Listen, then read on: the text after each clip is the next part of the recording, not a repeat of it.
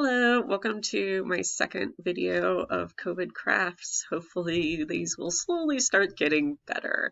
This one is about how to break down an image into its parts so you can figure out how to make the thing. Sometimes we look at things and we're like, that's weird, I really want it. And then you have to figure out how to make it. Due to historical costuming, there may or may not be actual people who've done it before, and they may or may not have put their instructions online. I like to put all of my instructions online so that way someone eventually will do this better than me. Anyway, hopefully you find this helpful. Otherwise, I'll just talk to my camera by myself in my empty apartment with my cat. Say hi, Mick. Still not gonna say hi? Okay. Hello. This is a tutorial on how I usually try to figure out how to create clothing. I tend to make things that are not necessarily really well documented or well done by or done frequently by other people. So it becomes a challenge as to how to do that. One thing that I use a lot when I'm doing this is Pinterest. I'm here on my Books of Fashion page because there's a lot of weird stuff here and it's fun. And one of the things I actually do want to make is here. So that's kind of going to be my starting point. One thing to keep in mind with Pinterest, it's a great way to get sort of wonderful ideas, but it's not always great on sources. What I really do try to do is link my Pinterest boards directly to the original document, so that way I don't have to worry about digging it up again. Sometimes that works, sometimes it doesn't. I know, for instance, the Ashmolean Museum links are all just a pain in the butt because you have to really look at stuff. One thing that I won't be recreating is the little sea bishop, because he's adorable and weird and I don't know how to do, and I just love him. He's just there because I think he's funny. So what I'm going to look at is the Trachtenbuch des Christoph Wieditz. I don't read German, so that makes life difficult. This links to the Wikipedia page. It's the page on the website. The direct link to the website is kind of a pain in the ass, so sometimes I'll link directly to the Wikipedia page, especially if they seem to have all of the images up already. That makes me really happy. So this is a wonderful little like travel book of everyone's fashions for different areas of Southern and Central Europe and the Middle East and all sorts of fun stuff. The thing I'm going to be looking at, I believe, is this one. So this is a woman from Languedoc, which is the southern part of France, and a woman from Hengau, which is, I believe, near-ish there. I looked it up before, but I'm really interested in this lady here. This lady's dress is wild. This is really fun. So what I'm gonna do here is sort of start taking it apart and figuring out what's going on. What I'm gonna do here is look at this specific image. All right, there's a couple of things. We're gonna go from head to foot because there's weird things going on with her feet too, which are delightful and I want them. So step one, let's look at her hat here. Her hat is, I believe, what's called a scholar's cap. Although I'm probably wrong. I've seen this based on what I know already. I've seen this repeatedly in Tudor depictions. She's wearing it, so that's kind of cool. This is either her hair. Can't tell. This is why you scroll in. She's either that's her hair or it's a coif. I think it's her hair. Still not really sure. Could be both. Could be either. Who knows? So far we've got one for sure part of this garment, and one maybe coif. Maybe. Scrolling down, we can see her partlet, which partlet or shirt, I'm not 100% sure. It could be a highly decorated shirt, or it could be an additional garment that's put over it to kind of close up the front of the gown and also offer some decoration. It also could just be Widget's being creative. He's not as creative as Sea Pope Man, but he's still plenty creative. So if we look at the next image, we see something similar here. It's a slightly different design, but it's still in the same location and it's the same sort of concept, which makes me think, because it's mirrored, that it might be a partlet. I'll probably make it as a partlet. I'm thinking it's a partlet. Because that way I can, and I'll tell you why in a little bit. As we go down a little bit further, we look at her sleeves and her chemise. Her chemise is massive. Holy crap. Like, look at this. That's ridiculous. So that's a lot of linen. Holy crap. I am fundamentally not going to do that as much. We're going to probably scale this down a little bit because I don't think I have enough linen and I don't really want to buy more. So, all right, so now we've got we've got 2 for sure things here. We've got a cap and a shirt. We've got 2 maybe things. Coif on her head and a partlet for her chest. So maybe 4 objects here. I'm going to count the sleeves as part of the dress, so we're not going to talk about how those are different and weird. We're going to talk about them as separate objects, but we're not going to count them as a separate thing to make because they obviously go with the rest of the dress. So what I'm seeing here is she has very large slashed sleeves. Like, these don't really close up until you hit the arms high.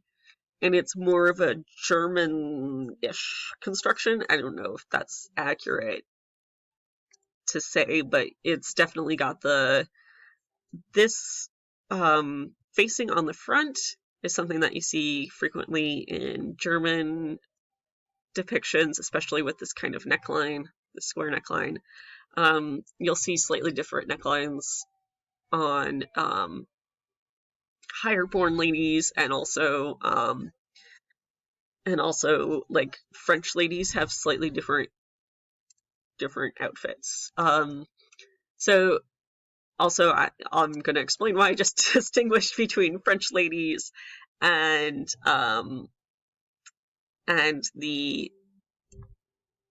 Languedoc. So Languedoc is an area in the south of France. It is linguistically different and remains slightly linguistically different from the rest of France. At this point in time, Languedoc is part of France. It's frequently argued over with Spain. Spain likes it. France likes it. Languedoc hates everyone. Hates them both. Languedoc is also known for the Cathar Wars, if you're a little bit earlier in period, which was a crusade to rid the Languedoc of a bunch of heretics, so they invaded France.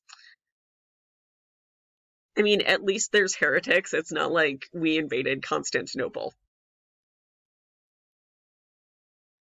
I mean, except they did. Crusade history. Pardon my French. They were kind of a shit show. She's very different from what you would see from French women, and I'll go back and show different images of French women from this document. There's not too many, but there's a couple. But she's different. She's lower class. She's working class at the very least, you know. and she's wearing a style that is substantially different from what you would expect people to be wearing during this time. Languedoc is weird. The south of France is weird as a whole. It's like Italy and Spain kind of, and France all sort of like squished together and said, we're gonna do what we want. I do what I want because I'm from Languedoc. Not the best way to put it, but it is accurate. All right, moving on. We're going to talk about her sleeves. So her sleeves are split all the way up to, it looks like the arm side. I think I would interpret that as an arm side. Her gown is on the edge of her shoulders, which means it's going to be a pain in the butt to put on my dress form, and I'm going to have to pin it once I get the fit correct. Once I get the fit correct, I'll have to pin it to the dress form. Because otherwise the shoulders will just slide right off. It's really quite annoying to do. So these sleeves are split all the way up to the arm side, but it looks like they're actually connected underneath. So we only have like this open bit here from what I can see. Then we have these ties. What the heck's going on here? So this is the part I haven't 100% figured out, especially this part right here. These are pretty self-explanatory. These just look like loops, and that's easy enough to do.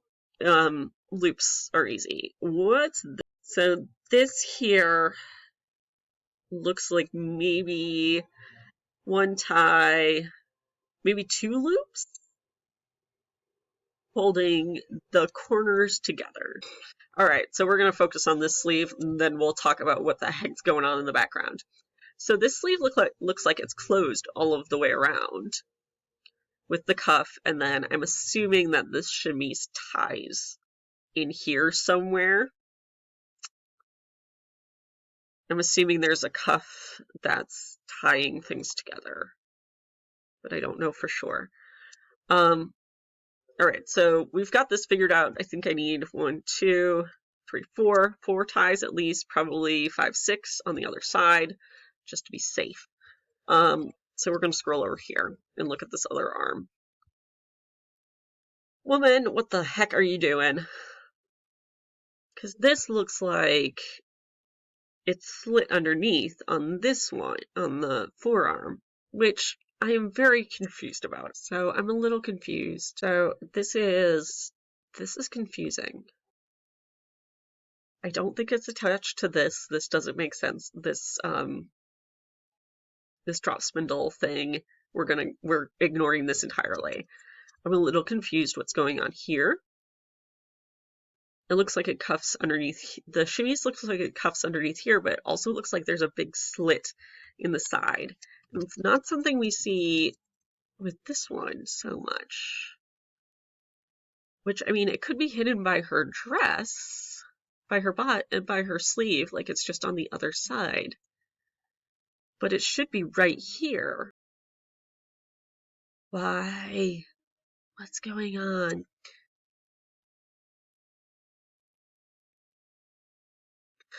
This seems like a choice moment.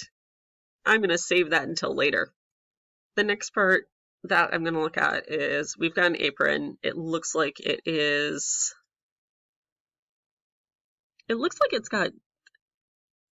got pleating here, which, I mean, it could.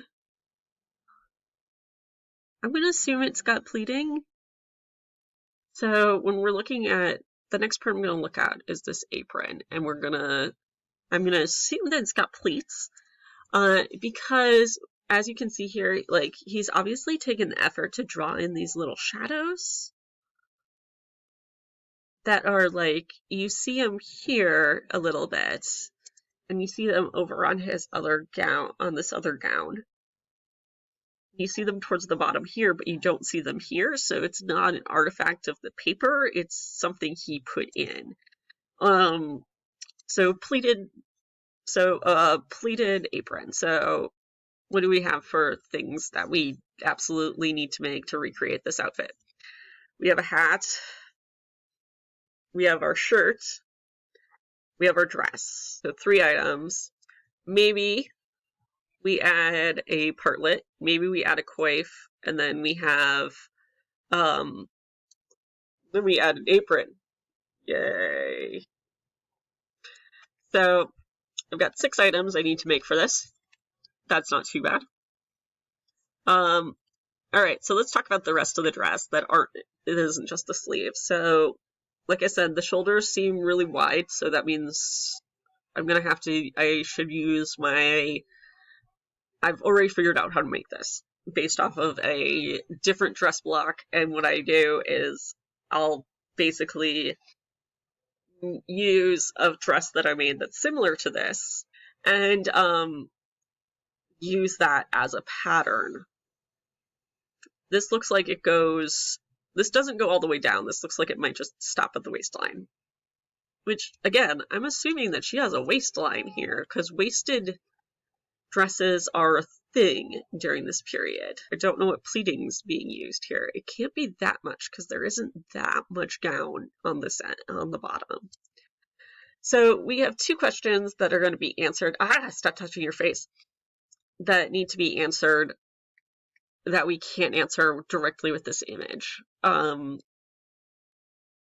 we can answer by looking at similar gowns from the same period.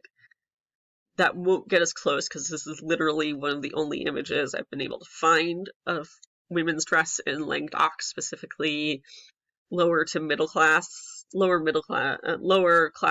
class dress from that period. So the questions that I currently have are, how is this dress pleated? No idea. Is this dress pleated? Do we actually have a waistline? I would say we probably do. Just because I don't know by the time we reach the year this was created, you're not really seeing gowns that are made out of like one long piece like you do with cote hardies in the 14th century and part of the 15th century. You start seeing waisted gowns around the middle of the 16th, if I remember correctly, in Europe. And once you see those waisted gowns, they sort of spread everywhere. And so by this point, we have a definite waisted, it's definitely a thing that you have gowns that have actually sewn in waists, that the skirt and the body are different, are for the most part different parts. But I don't know. I'm assuming that's the case. I don't know if that's the case. It's a mystery. All right, so we now know that we need a dress, we need a hat, we need a chemise, we need an apron. We probably need a partlet. I'm probably going to make a partlet. That means I have to learn how to do embroidery. Ah, crap. Okay, we'll make a list of the things we need to learn to do next. And then let's get to look at the shoes, because I've been waiting for this, and every time I scroll down, I'm like, no, wait, this is excellent. So we're going to look at the shoes here. She's wearing pattens. These are very almost Italian looking. They're basically big platform. They're like those moon boots from the 90s that had like elastic in them, and then you would bounce around. So I would say I need to make these, except I have something similar already. But I still might make them, because that seems like fun. So I need to learn how to make shoes. Well, not shoes. I need to learn how to make these, which shouldn't be too hard. It looks like they are literally, they're sort of rounded blocks, and I'm assuming, and then we have our like bendy bit, or diagonal bit here, and then we've got leather. I'm assuming these are leather worked. And then these are decorated, and I don't know. And these are decorated, and I don't know 100% how. It looks like it's either cut work, it's either been cut out, carved out a little bit. Sorry, my face goes out of frame because I'm like looking at the image a little too closely. These are either cut or painted.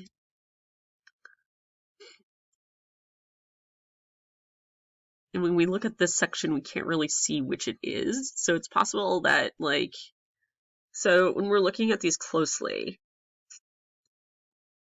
it looks like we can't really tell if it's cut or painted, and I mean, he might not have gotten close enough to see either, so it could be a mystery all around. Nobody knows.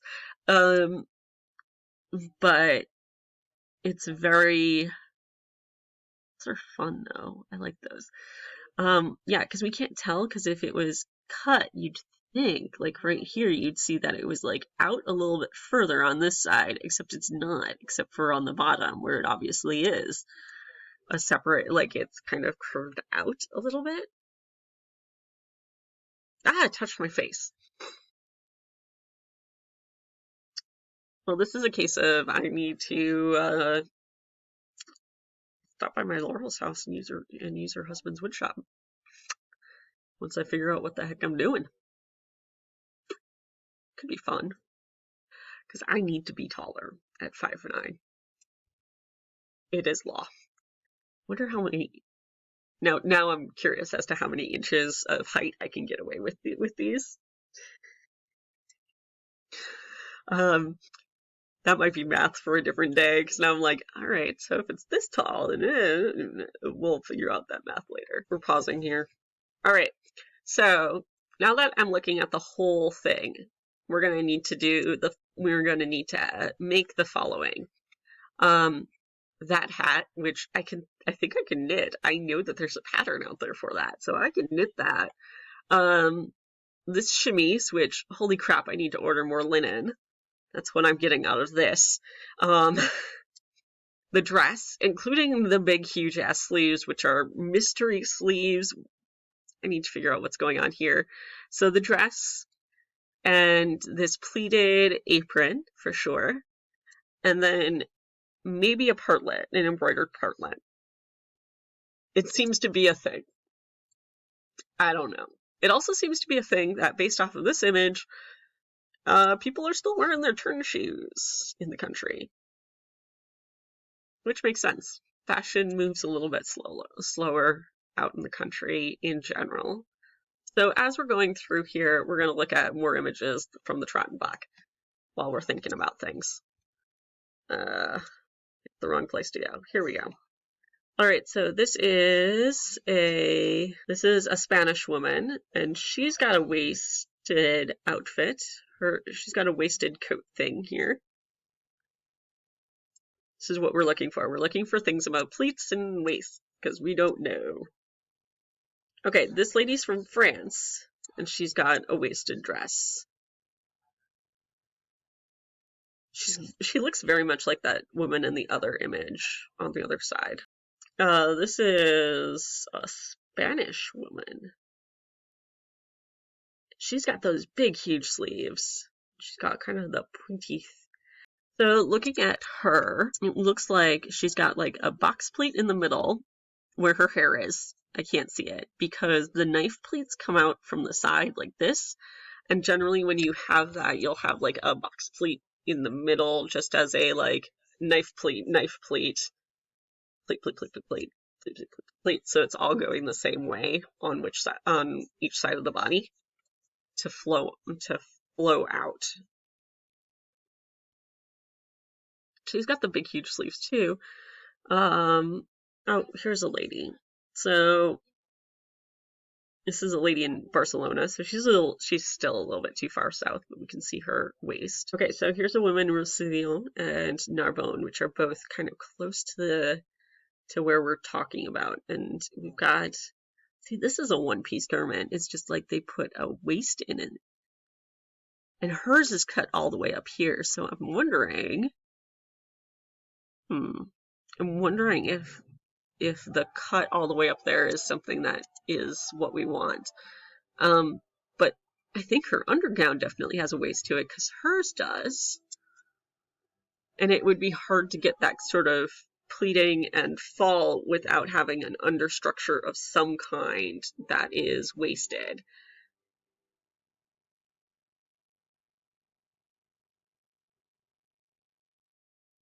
And there's our ladies. Yeah, see, she's wearing like the same dress as that one lady earlier, only she's got slashed sleeves here. Which is kind of fun. So I'm saying that she's got like a pleated thing going on. Another thing to note is that a lot of these dresses are shorter than what we would think they should be. Like, my initial thought when I'm making a dress is that it should be like floor touching puddle hem. But like this is an obvious working dress. This is a lady who's obviously she's walking someplace. She's dressed up. Like she's fancy, but she's not super fancy. She's obviously in town or something because she's wearing her shoes. She's worried about getting them wet, or she's not in town and she's worried about getting them wet. But she looks like it looks like she's very like she looks very dapper with her little hat and her little like embroidery and her little decorated shoes. So I'm thinking we're gonna put a waist on that, and it's probably gonna be knife pleats with a box pleat in front. What makes the Trachtenbach kind of fun is that he has images of people from behind, and so you can see the backs of things, which is unique and sort of interesting. Yay! We got a bunch of stuff from Languedoc, which is fun. Yay! So, that was my second COVID crafts video. It's currently March 16th, 2020. We're very early into this whole thing, so please stay safe and healthy. And if you see me touch my face in this video, it's because I have allergies. I have seasonal allergies, and they're really acting up right now, which is fun in the middle of a pandemic. Anyway, say bye to the people, Mac. Bye, people. Bye. Forgive me? Yeah, if I scratch your belly, you